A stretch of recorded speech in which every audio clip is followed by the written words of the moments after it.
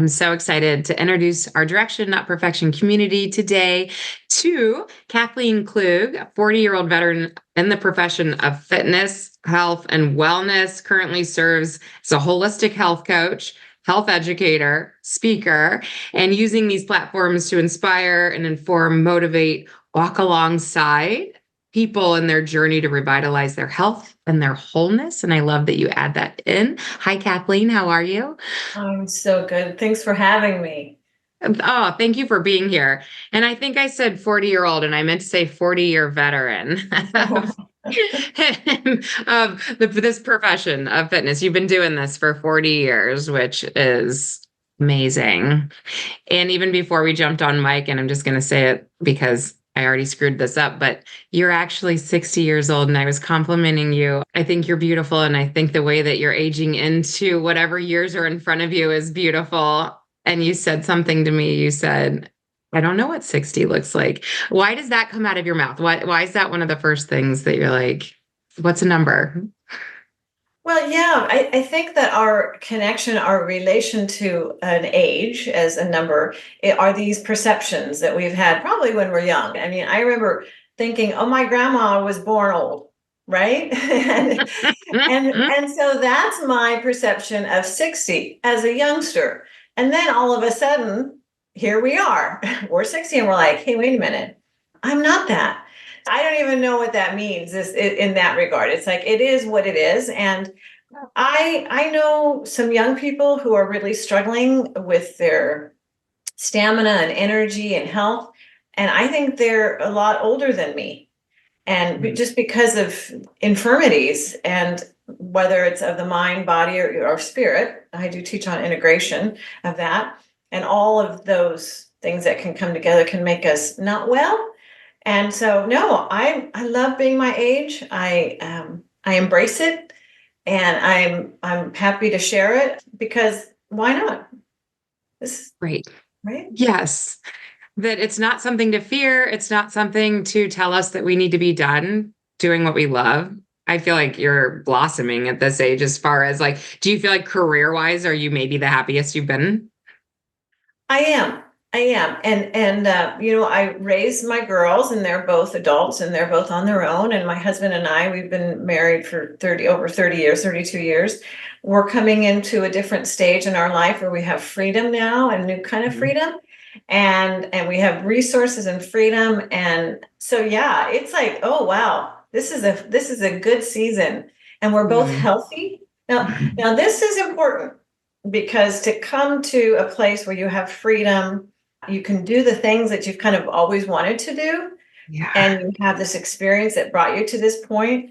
Your kids are off doing their thing and living their life and doing well, and then if you don't have health, I don't know, what do you do? No, we're excited, and yeah, this is a great season to be in for us.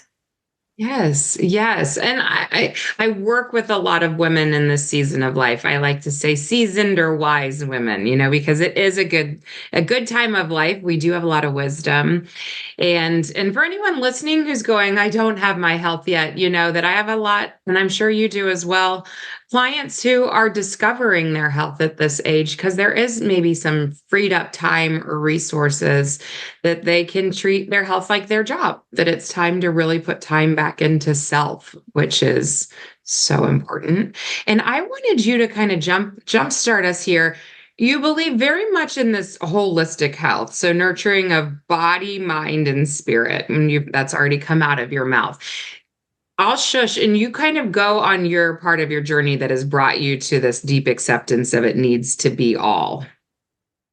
Okay, yes, thank you. I started in my fitness journey teaching at Jack LaLanne's many moons ago, and it really started my time in this fitness wellness space. And I moved on, and I've done many different kind of formats, personal training.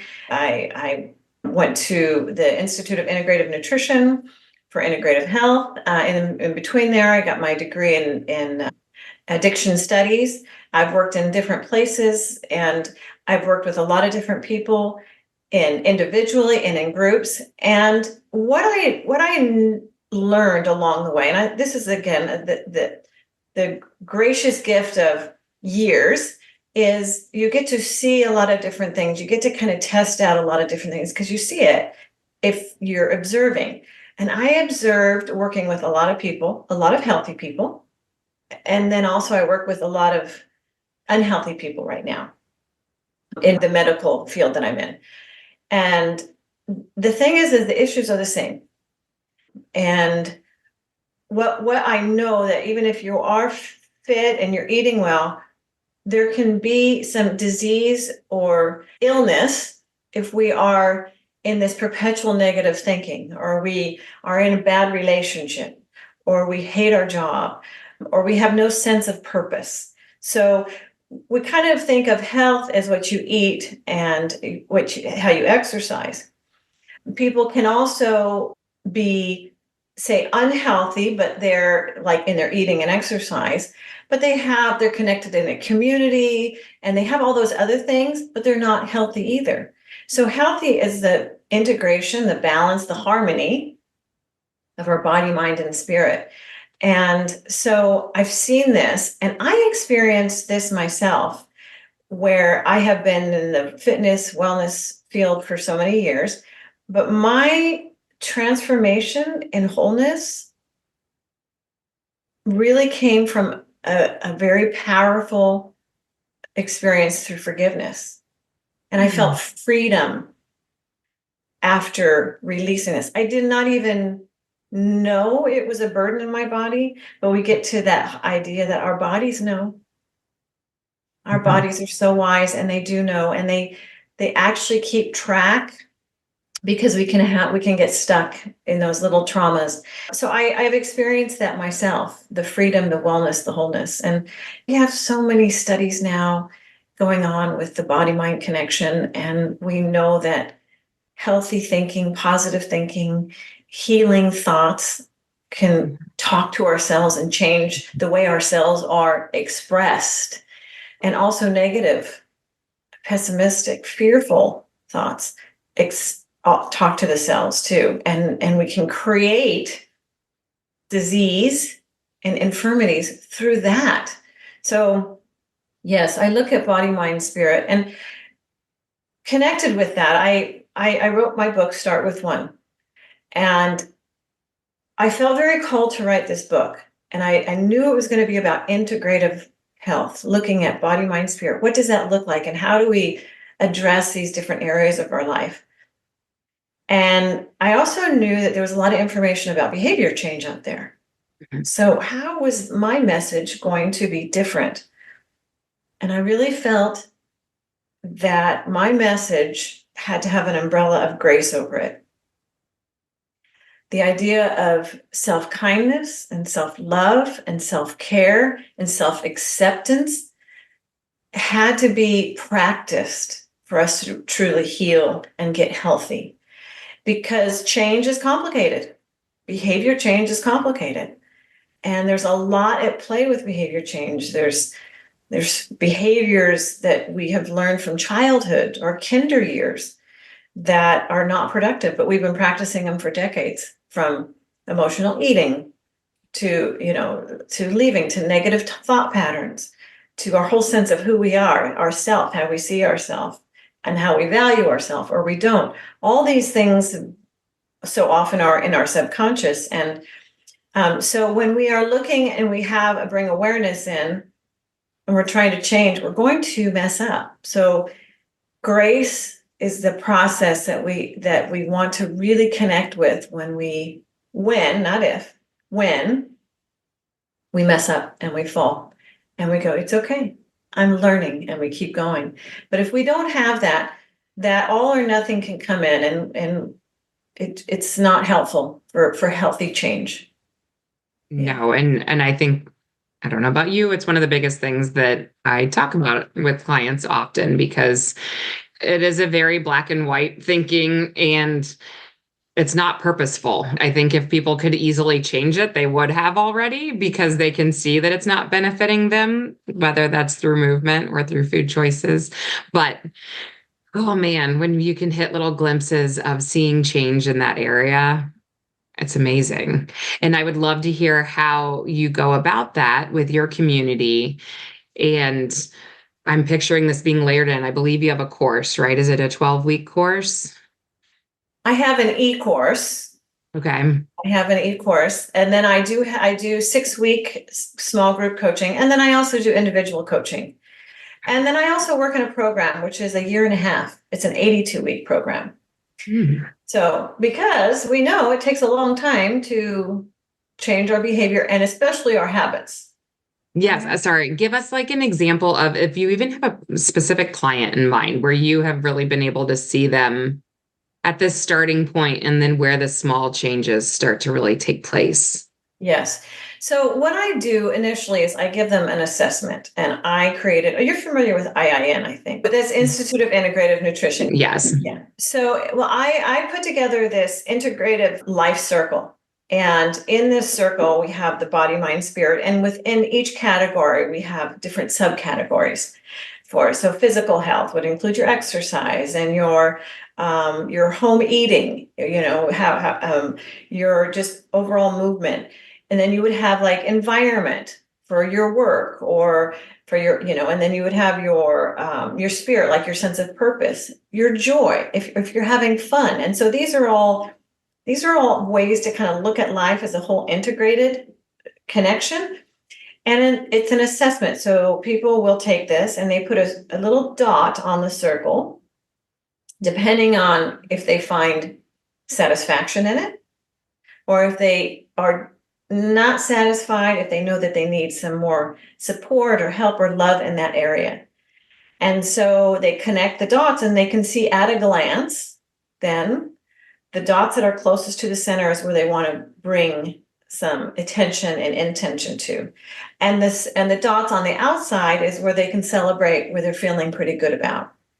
So that's an initial assessment. And then we look at one area. This is the idea of start with one, because I really wanted to also create something so accessible for people because when people are not feeling well, or they've been challenged with this behavior that they've been doing for so long, they can feel overwhelmed and they don't know where to start.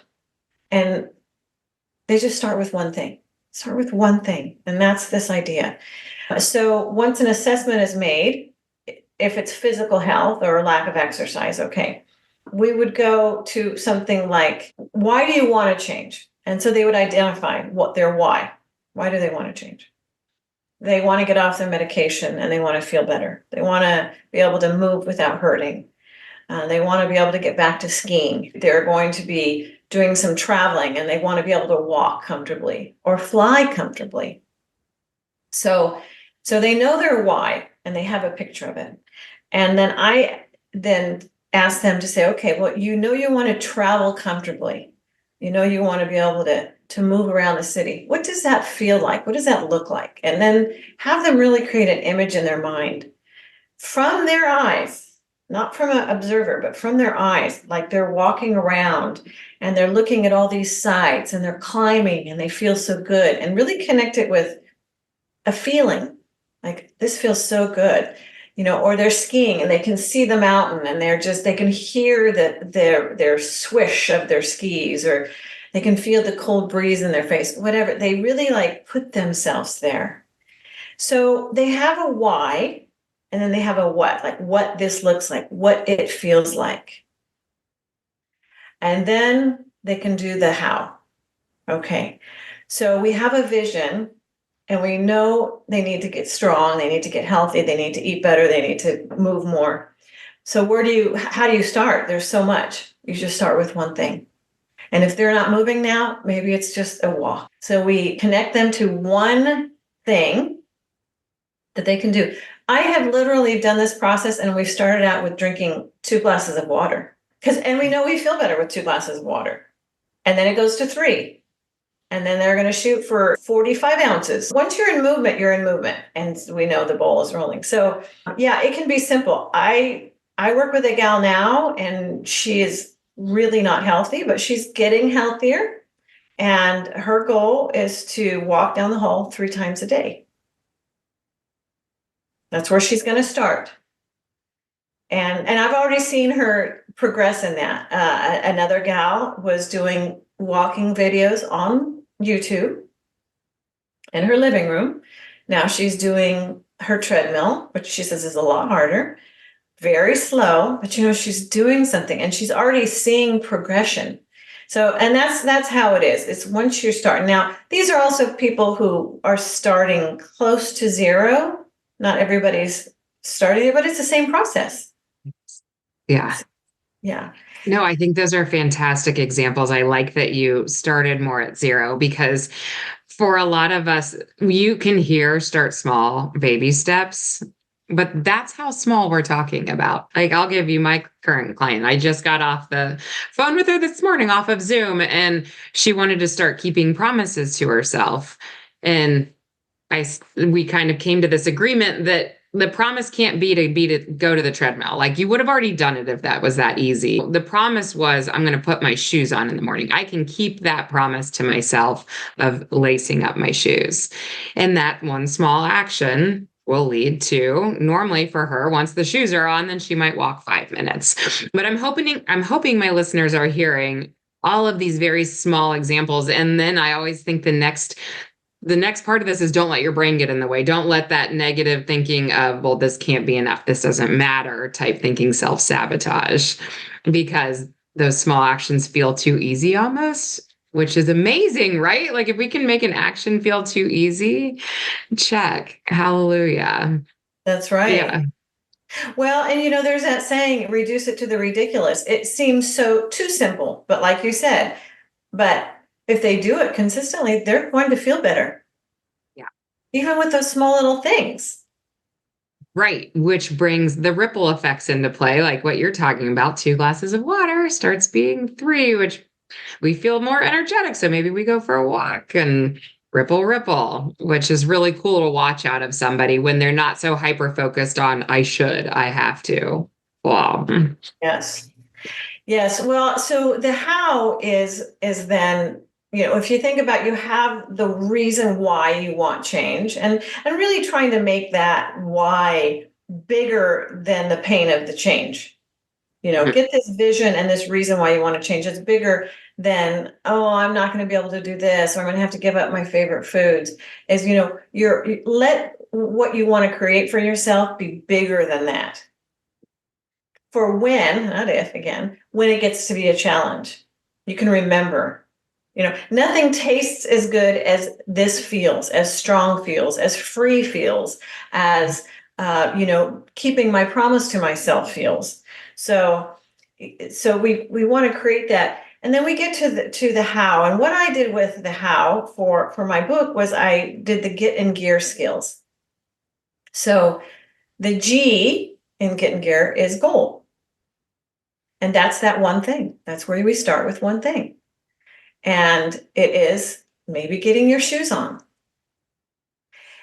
And when you said that, it made me think of like the entry point to a behavior that we want. That's where what we want to practice is, what is the entry point to being on the treadmill? Well, it's getting your shoes on. Okay, well then practice that. Great. Oh, so good. Yes. Yeah. And maybe you walk slow for 5 minutes. Okay. That's good. You've gotten your shoes on. Everything else is a bonus. Let's assess this next week now. Are you ready for a couple minutes on it? So yes, it can be very small, but the idea is you start with one thing, you make it really accessible.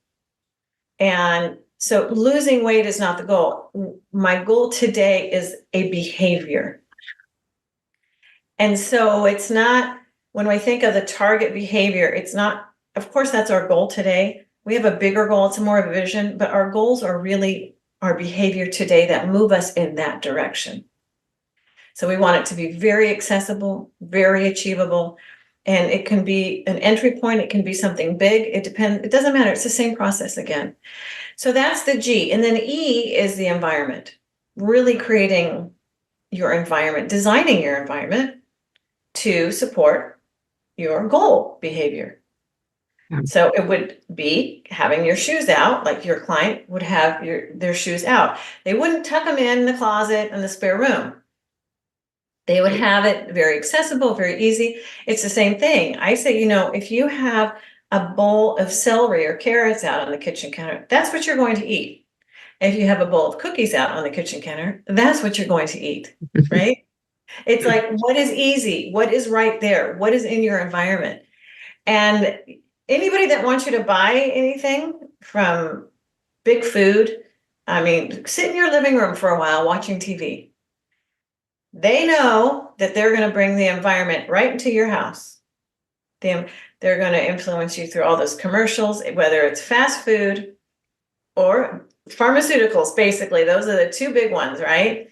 And they are getting into your environment, and through repetition, they're feeding this suggestion to you.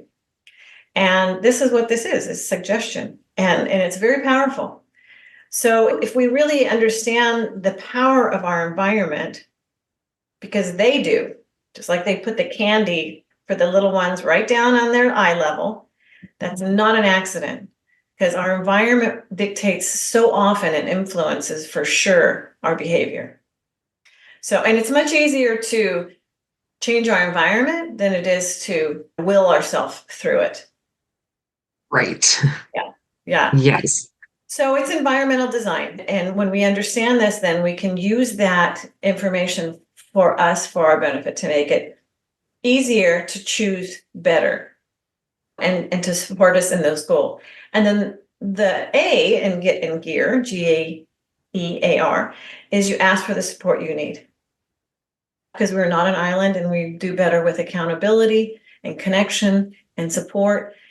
That could be the missing link in so many people's lives. As educators, as coaches, as encouragers, as people who can help them in practical educational so they know what to do, and then encourage them. And we believe in our people probably more than they believe in themselves. And that's really important too, because we know that they can do this. I mean, there's nothing extraordinary. You don't have to have anything in particular to get healthy, just a willingness. And we know that about them. They may not know about that themselves. They may not believe in themselves that they can do it, because they've been practicing that doubt and that fear and those automatic responses of quitting or whatever it might be for so many years. It's ingrained in there. But we believe in them, and that's what, as coaches, we can do. Right. Yeah. Right. I had a personal trainer come on and speak, and he tells all of his clients, borrow my belief system until you can find your own. And I thought that was just such like a nice one-liner way to say it, that most people have to borrow our beliefs, because to your point, they have developed their own system of disproof that they can do it. They have lived for some since early childhood of seeing themselves try and fail, which they haven't been failing. We know that, but the belief system is not there yet. And so if listeners are hearing this is the hope piece, is that you too can do it. Even if you put yourself on this island of, it may work for somebody else, but not me. No one gets out of this belief system, right? Like, have you ever had somebody who you're like, they're a lost cause? Only if they think they are, really. I mean, no, right? Right. But that's such a good point. If we can't help change their belief system, then it won't work. Yeah. Okay. What's the R? This is killing me. I'm like, well, I want to tell you one more thing. Is no. My dad was a crazy alcoholic, but he got sober, and he had many years of sobriety, over 30 years before he died, and he gave back to his community in such a huge way. At his memorial service, an older man came up to me just in tears, and he said, "Your dad was at my first meeting."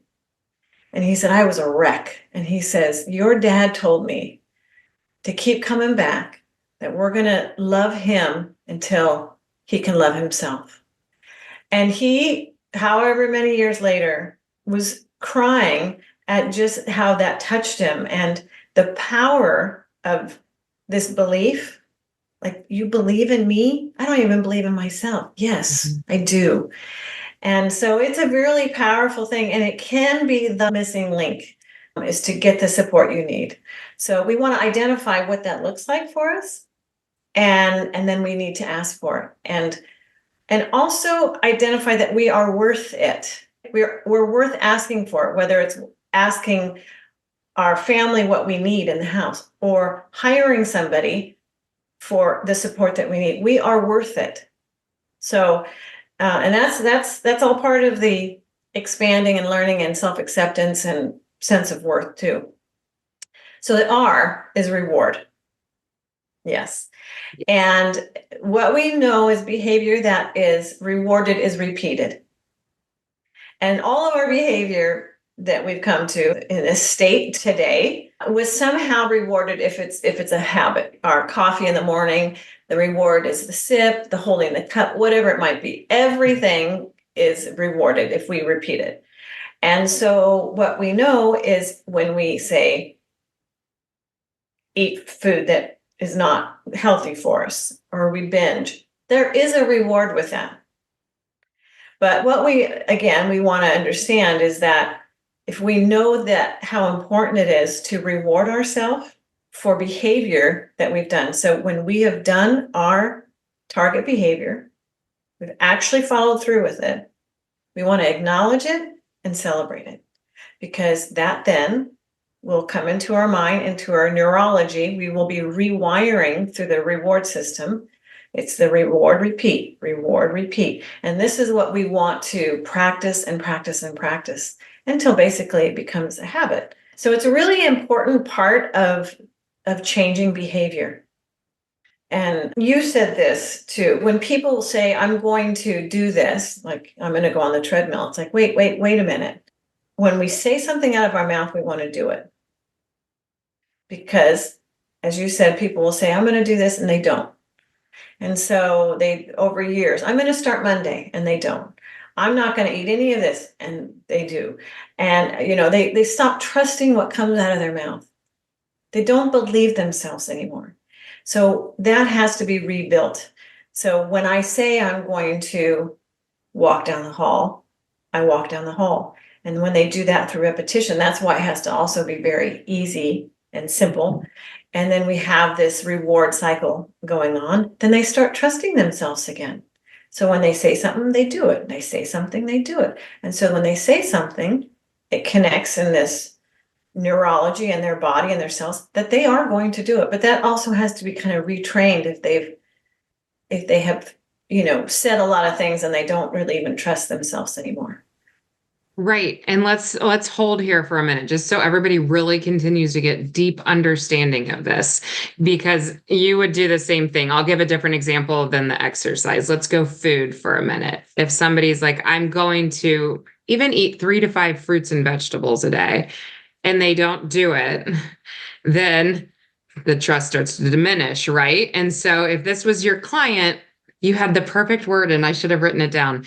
It was like you called it their jump off point, or their starting. Entry. Thank you. Their entry. Yeah. What would give like an example of an entry point for eating fruits and vegetables? Yeah. Well, certainly having it in the house, that would be an entry point.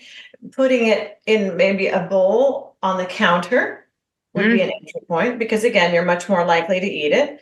So a lot of these entry points are kind of environmental. Yeah. Like the Back shoes. to environment. Yeah. So everything's kind of all in there together. It's hard to have an entry point if you don't have it. So if you're going to eat fruits and vegetables and you don't have any in the house, well, it's not going to happen. So the first thing is to have them in the house. And that can be your entry point. Washing them and having them prepared would be an entry point to actually doing the behavior. So those would be simple entry points. Yeah. Right. And I think that, like with water, having a water bottle in your car, entry point. You're not promising yourself that you're going to drink it. You're not even promising yourself that you're going to eat those fruits and vegetables. You're not promising yourself you're getting on the treadmill, because we can break those promises too easily. We're promising ourselves that we're going to show up, the changes in the show up. And so how can we make it as easy as possible to show up? Absolutely. What Kathleen and I are talking about. That's right. That's right. And that's the starting point. And that would be a start with one. You just set yourself up for it. That's your goal. That's your goal. Mhm. Set yourself up for it. Go get your fruits and vegetables. That's your goal. Like you said to your client, just get your shoes on. That's your goal. Yeah. But what we know is that once they come into that entry point goal, they're much more likely to do the behavior. Right. Yeah. Yeah, I just had a client pose this question the other day, and she said, "What's easier to change a behavior or a thought or a mindset?" And the answer is, as we both know, it's easier to change a behavior, but that psychology has changed a little bit. Like it used to be when I started looking this up because I wanted to give her a visual. So I did Google images, and it used to kind of be the reverse. They would work on mindset, positive affirmations, all of that to change the behavior. And now they've like flipped the grid, and it really has changed the behavior. And then all of a sudden our mindset follows, which was just cool to see it visually like that. But we don't, most people now, coaches will work at it this direction, but most individuals don't attack a behavior change as like the way that we're talking about. They've always been handed a diet, they've always been handed a follow this meal plan.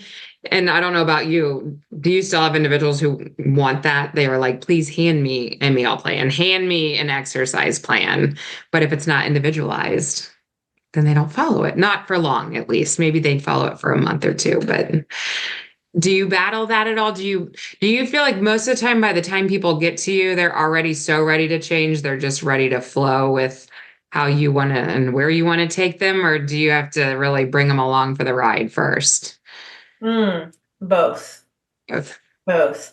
People will come to me knowing they need to change things. So they're ready to that extent where they actually will reach out for help. I'm going to go back to the idea of the mindset behavior. Okay.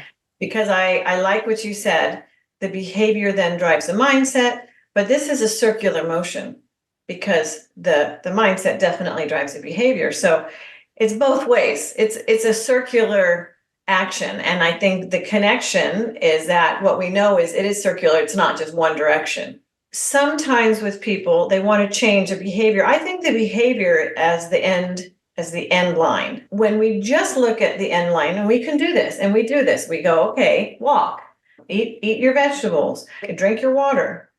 But what we know is upstream is a pattern of thinking, maybe negative thinking, most likely, often when we have behaviors. Beliefs, deep-seated unconscious beliefs are upstream of these behaviors. And so these beliefs, these thoughts, often unconscious, but definitely a pattern that feed into our emotions, then that connect us to our behaviors. And then our behaviors then reinforce that. So it is a cycle. So some people will come in and yes, we definitely will look at this end behavior.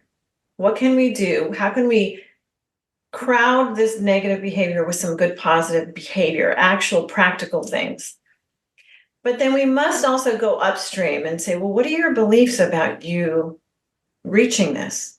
What's your value around yourself, around asking for help or getting the support you need and investing in yourself, or your ability to do this, or your worthiness to actually be healthy or take care of yourself? And so because it's a lot of those beliefs and thoughts that feed right into the behavior. So that's where our integration comes from.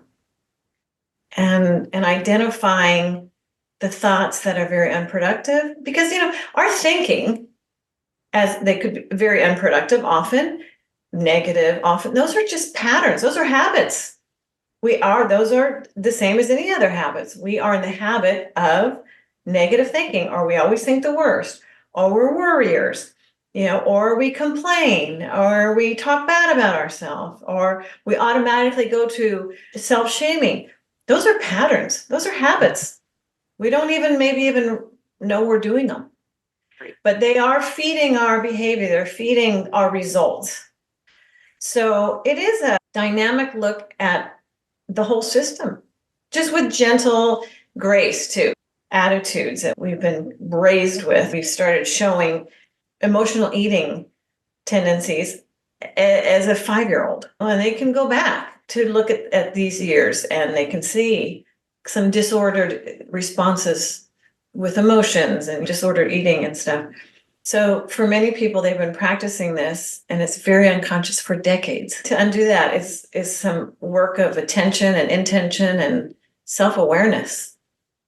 Right. And for some people, that comes a little more naturally, and other people, this is your coach can be helpful for all personality types, but especially if you find that you're one of those individuals who you're like, I don't have very good attention to self, like kind of just speed through days, that it's really help. It's hard to slow down, but so important to build that insight.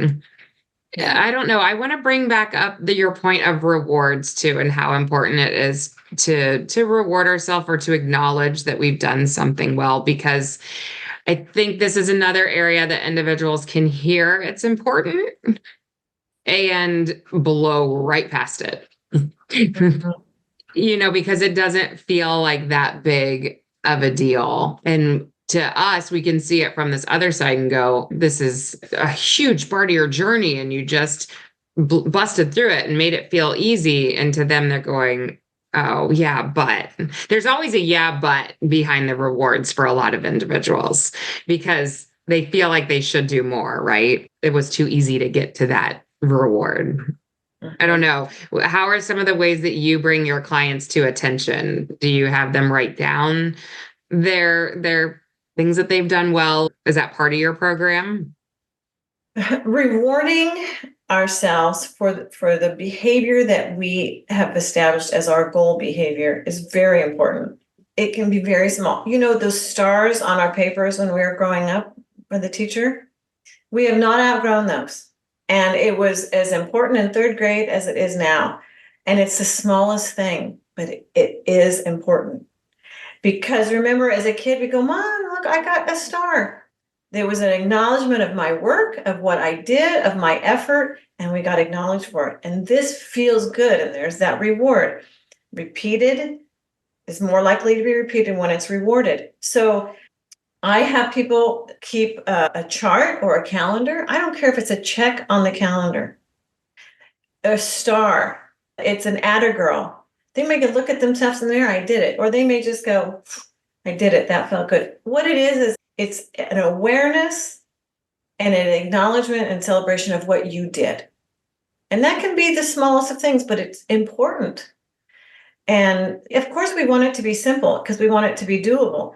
And it's an immediate reward. I mean, when we're training our dog, come, we don't say, okay, you did really good. I'm going to give you a treat tomorrow. We give them a treat right then. And then next time we say, come, they're going to come because they want that reward. For this context of reward, I got my shoes on and I walked down to the mailbox. Okay. They should acknowledge that. They could put that a little check on their calendar. That's all they have to do, but they should do that because that's what's in motion. And these rewards, because they're connected to that behavior, they should be immediate. And that reinforces it again. But it's an important part of the changes that we're trying to make in the neural pathways. This is biology. Right. This is studies. This is evidence-based. This is not just us talking on something that we both agree on. We are backed by science. That's right. And it's pretty common accepted that what is rewarded is repeated, and this is part of creating those new neural pathways for new behavior. Yes. So if individuals can hang in there long enough to be able to keep repeating, keep practicing, keep rewarding, again, it's the show up to it that often that the neuro pathways get better and better. Our pastor talked about this one time with wagon wheels, and I liked it, like the ruts of wagon wheels, and how the more that wagon rolls over that rut, it deepens. And that's how we can think of neuro pathways. And that the other paths don't necessarily go away if the ruts were really deep. We just get much better at choosing the path with the deeper ruts. So I don't know. I feel like this stuff, when you really think about it, is the coolest because, again, age doesn't matter. we can be changing our neural pathways as a 90-year-old, right? Where some people, even at 50, are like, I'm too old for this. That time has come and gone for me. Where I think, no, no, no. Science says, back to that, science says we can change at any age. And the ruts that you're talking about are deep ruts, as our neural pathways are, where they are unconscious behaviors, from thinking behaviors and patterns to automatic behaviors our bodies know. And when we are trying to go a different route that is not rutted out, we will have resistance. Our body will resist, our mind will resist, because we know that other way. Even though it's not healthy for us, we know it. Everything about us, the habit is the idea of we don't have to think about it anymore. It's an unconscious thing. We just do it. We don't negotiate it. We don't kind of think, I wonder if I want it. No, we just do it. And so when we are then trying to do something new, we will have automatic resistance. It's like writing with your non-dominant hand. It's like, this is so hard. I have to think about it. It's so hard. I'm all sloppy and I'm all messy. I'm just going to go to my other hand. It's like, no, no, no, no, no. I know you want to go to your dominant hand, but you're trying to learn and create new neural pathways. And there's some suffering involved, but this is where the grace comes in, because we know that it is a challenge to go through this time, to create new ruts, to put your wagon in a different direction. And your body and your mind will have some resistance. And there will be times when you will just go back to that comfort that you know. Mm-hmm. And it's okay. What's there to learn? What's the awareness? What happened before that decision? Were you tired? Were you upset? Did you not plan well? What can you learn? You want to go in this direction, but you got tired or stressed or upset or lonely or bored, and all of a sudden you're finding yourself in those old patterns. Okay, it's okay. What's the lesson? And then go back. Because this is where, and we talked about it at the very beginning, people say, oh, I knew I couldn't do it. Forget it. It's not even worth it. I knew I couldn't do it. And there's that pattern, those old patterns. And it's like, no, no, no. This is just a moment. You can reset every day. And that's that grace. I'm learning. I'm a work in progress. I'm learning new behavior. And I know it's a challenge, but I can do this. I can do it one day at a time. And grace has to cover it. And we have to be kind to ourselves. No criticizing ourselves. It just doesn't work. It's not what's going to bring us along to that new direction. It's just we're learning. And it's okay. If a baby walks and they take 10 steps, we don't go, how come you didn't walk more? We celebrate 10 steps. And when they fall, we don't go, oh, forget it. I wouldn't even bother walking again. You look at you fall 2 times already. Yeah. We would never do that, but we do that with ourselves. We would applaud the baby for doing 10 steps. And that's what we have to do to ourselves and say, wow, I didn't go all the way back, or I didn't stay in this for 3 days. I only stayed in it for 2 or whatever. And this is where support comes in again, too. Engaging that support to help us come back. Yeah. Yeah. Yes, I really appreciate you highlighting that whole thought, because the expectations, and I'm sure you talk on expectations a lot. Expectations are, we will fall off. And you said that earlier too. It's not an if, it's a when. And then how fast can we get back on? And I'm looking at your beautiful grace sign behind your head. And I feel like on my side, I want to stick a little resilience sign of the same, because it's the grace of it's okay that it happened. And then how fast can we get back on? How fast can we take that next great step and expect that that's the process, instead of our expectation that we're supposed to love every moment and it's all supposed to be easy, because it's not. And also, if we're feeling that resistance, I saw a quote on this somewhere, and I like this, that we actually are in process of change. So if anyone's feeling the uncomfortableness, you should probably be celebrating the uncomfortable feeling, because that means you're ultimately transforming versus just making a temporary change. So thank you. Everything that you say, oh, that's so good. I need two things out of you for everyone who's going, I love Kathleen. How do I get more Kathleen? Where can we find you? And then I also want you to wrap your arms around our listeners and with kind of a, if you hear nothing else out of me today, this is what I hope and pray that you heard. Yes.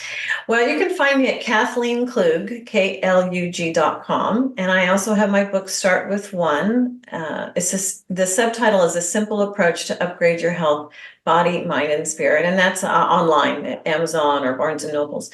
So, yes, the one thing that I want your listeners to take away is to start with one. And no matter where they are on any of their journey, I shared, mine was one about forgiveness. And it changed my life to be free in that way. We don't understand sometimes this unforgiveness or the resentments can keep us really, really stuck. And we can lack freedom as we would in any area of our life. But just start with one thing. What can you do today? What can you do today, small and simple? And just start with it, because no action is too small. And sometimes the simpler is the better. It's more achievable. We'll follow through with it. And we can trust that doing one thing and starting just with one, you don't have to figure out how you're going to do tomorrow or the next day or the next day. Just do one thing and acknowledge it and let it start producing some movement and some momentum, because that's what action does. It's like action gives us hope. And sometimes if we can just start with that one thing, we can kind of renew our hope.